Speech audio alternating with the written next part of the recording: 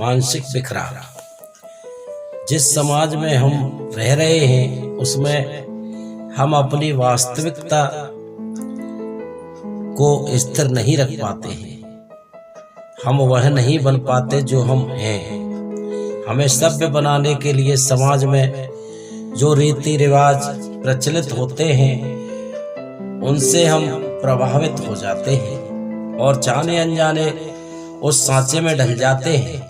परिणाम यह होता है कि हमारे बाह्य एवं भीतर व्यक्तित्व में विरोधाभास उत्पन्न हो जाता है, जिससे हम मानसिक बिखराव का शिकार हो जाते हैं, क्योंकि हमें अपने अंतस की भावनाओं को दबाना पड़ता है और स्वयं को समाज द्वारा निर्मित नियमों के अनुसार प्रकट करना पड़ता है।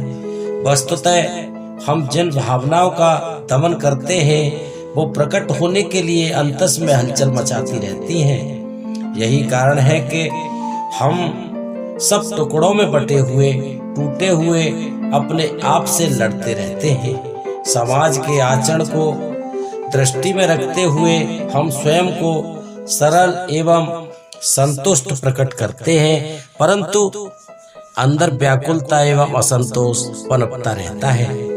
ये व्याकुलता एवं असंतोष यदि सीमा से पार हो जाए तो संभव है कि फूटकर बाहर निकल आए। हमें सिखाया जाता है कि अपने मानसिक बिखराव को दबाओ, उसे बाहर मत आने दो। प्रत्येक कर्म से बिखराव को दबाएं रखने से अंतस में शनै शनै जहर फैलता जाता है। जितना हम दमन से काम लेते हैं उतना ही हम व्याकुल होते जाते हैं। मानसिक बिखराव एवं व्याकुलता से छुटकारा पाने के लिए जो उपाय बताए जाते हैं वे सभी किसी सीमा तक ही लाभदायक सिद्ध होते हैं, थोड़ी देर के लिए विश्राम एवं सुख दे पाते हैं। उनसे हम सामयिक प्रभाव ही ग्रहण कर पाते हैं। उदाहरणतः कोई मंत्र जाप के लिए बता दिया जाता है, जिसके फलस्वरूप निरंतर उच्चारण से एक प्रकार की ऊब अथवा नींद का एहसास होता है और हम उस ऊब या नींद को सुख एवं शांति समझ लेते हैं। अर्थात अंतस में चल रही व्यग्रता को किसी तरह सहन कर लेते हैं, परंतु अंतस में हलचल बनी रहती है। अतः मानसिक बिखराव से पूर्णतः छुटकारा पाने के लिए आवश्यक है कि हम जो हैं उसे स्वीकार करें। जो कुछ अब तक दबाया अथवा सहन किया उसे स्वतंत्र कर दें और जो कुछ अंतस में छुपा है उसे बाहर कर दें। अपनी निंदा का कारण स्वयं न बने, क्योंकि निंदा तो बिखराव को जन्म देती है। हम अपने भीतर के विभाजन को एकत्रित करें और अंतस की अशांति को बाहर आने का पूर्ण अवसर दें। मानसिक बिखराव से स्वतंत्र होने की अथवा व्याकुलता से पार जाने का यही एकमात्र उपाय है। अपने अंतस की शुद्धता को प्रकट करने या बाहर फेंकने का कार्य हमें आंतरिक चेतना या मानसिक जागरूकता से ही करना होगा, तभी हम आशानुकूल परिणाम प्राप्त कर सकते हैं और उस मनोस्थिति के आनंद से परिचित हो सकते हैं जहाँ कोई बिखराव, कोई तनाव, कोई प्रतिकूलता नहीं होती, जहाँ सरसता है, संतुष्टि है, परम शांति है। मानसिक संतुलन। हम इस बात को स्वीकार नहीं कर सकते कि मानव जीवन दुखों से भरा है। हम सब खींचातानी में जीवन व्यतीत कर रहे हैं।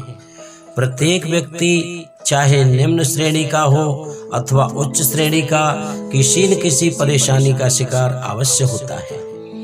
हमारे जीवन का राज्य मार्ग फूलों की बजाय कांटों से भरा है। वस्तुतः हम मानसिक सुख की खोज के नाम पर शारीरिक सुख खोजने के उपाय करते रहते हैं। हम अस्थायी खुशियों के लिए यत्न करते रहते हैं, परंतु खुशियां सुख नहीं दे पाती। यद्यपि खुशियों की कोई कमी नहीं है, वैज्ञानिक आविष्कारों ने जहां शारीरिक सुखों के अनेक साधन उपलब्ध करा दिए हैं, वहां सुखों की प्राप्ति के साधन भी सरल कर दिए हैं। आज एक साधारण व्यक्ति उन सुख सुविधाओं से आनंद ले सकता है जो कभी राजा महाराजाओं को उपलब्ध हुआ करती थी। हम एक ओर से तो अपनी इच्छाओं का विस्तृत किए जा रहे हैं और दूसरी ओर अपनी विद्वता से शारीरिक सुख सुविधाओं की पूर्ति के साधन उत्पन्न किए जा रहे हैं।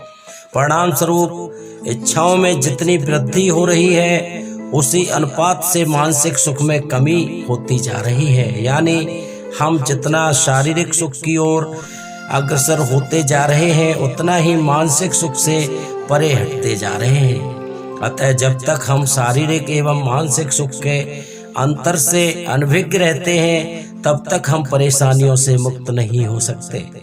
शारीरिक सुख वस्तुतः परेशानियों का ही परिवर्तित रूप है।